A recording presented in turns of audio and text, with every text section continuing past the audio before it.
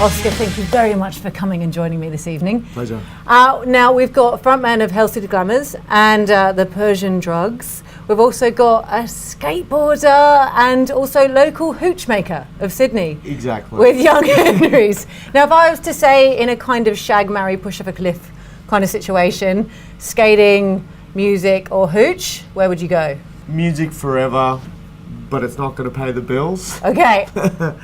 And I think that the amount of booze that our bands soaked up in the early years, I think it's almost my destiny to be making beer for the rest of my life to pay it back. Oh, nice. Okay, so skating is... You know what? My knees still hurt from the years of skateboarding, so... we're going to have to let that roll. I think skateboarding... skateboarding is in the past, unfortunately. And I hear that you've moved from the skateboard to the motorbike. Is that true? Yeah, it's a common thing. When you're younger and you're addicted to skateboarding, it's all about like rush, excitement, and doing stuff with your friends. And then when you get older and you realise that you're a crap skateboarder or your knees just don't work anymore, you and your mates start buying and building motorcycles so that you can still go out and hang out together and basically act like big kids. You can still move. Yeah, exactly. So I found think that that's one. just the extension. Do you get that noise when you try and lift yourself up onto the ramp or out of the bowl and it's like an accordion being run over? Yeah, I get that getting out of swimming pools now, actually. Oh, it's an age discussion.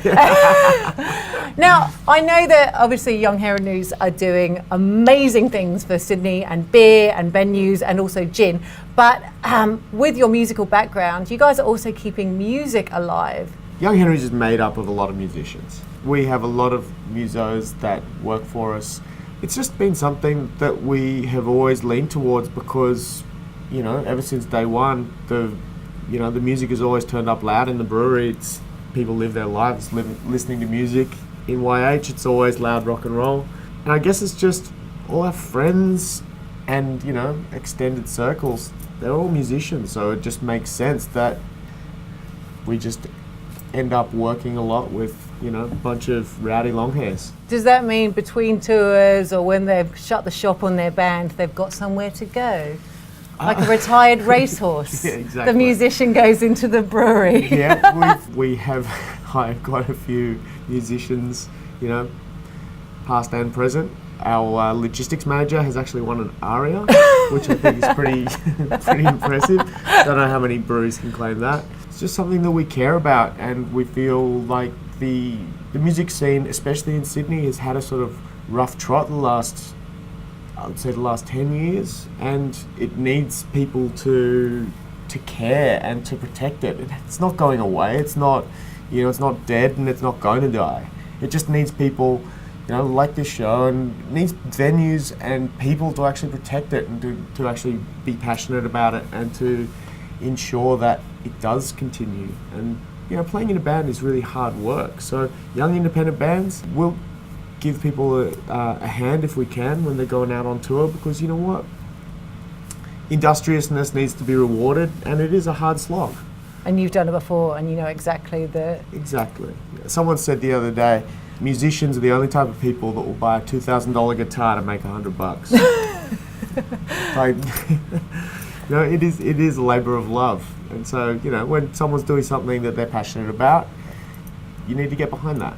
And how do you feel that your ethics from being in Hell City Glamours and now also the Persian Drugs, how do you relate that to your business structure today?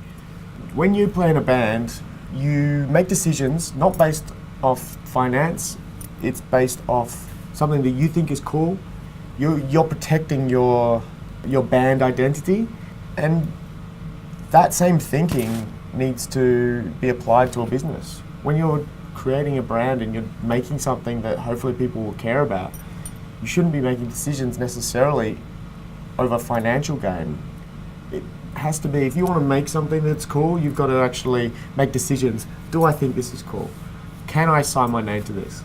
I think that, you know, like 14, 15 years of playing in bands has actually influenced that and has allowed me to make some decisions based on, you know, on heart and on what I actually think is best, as opposed to just looking at it from a financial viewpoint.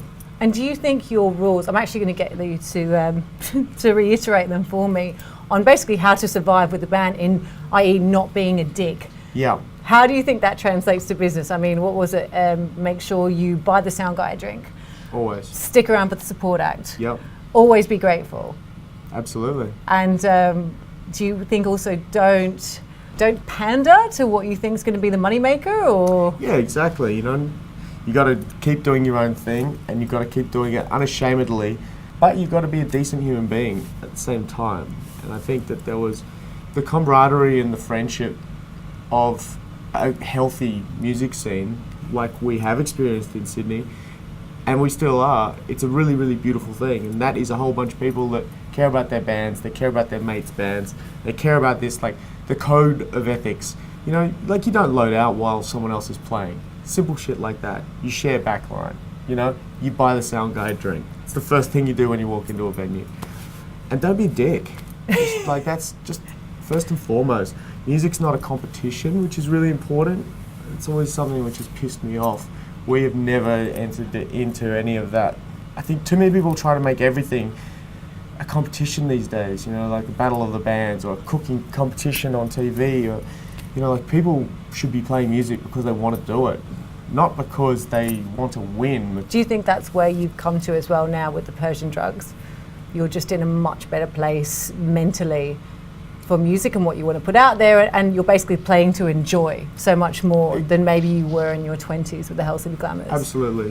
When I was younger, I took music so seriously and I felt like music owed me a career, and that is the complete wrong way to think about it. Music is its own reward, and now that I'm a little bit older and I know that if we entered a band comp there's no way we'd win. No, I think now that I'm older, I've learned to play music the way that I want to play, and you've got to play it for yourself, and you've got to play it for the people in your band. And then, you know, it's like Field of Dreams shit. Like, if you build it, they will come, sure.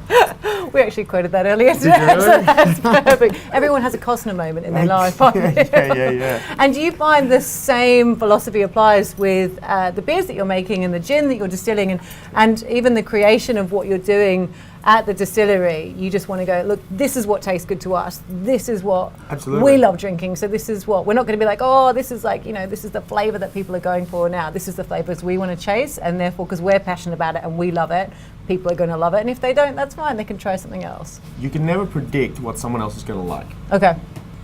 You see this a lot in a lot of the bigger brands that build up these, you know, marketing idea beers. It's someone trying to think of what someone else is thinking. It's ridiculous.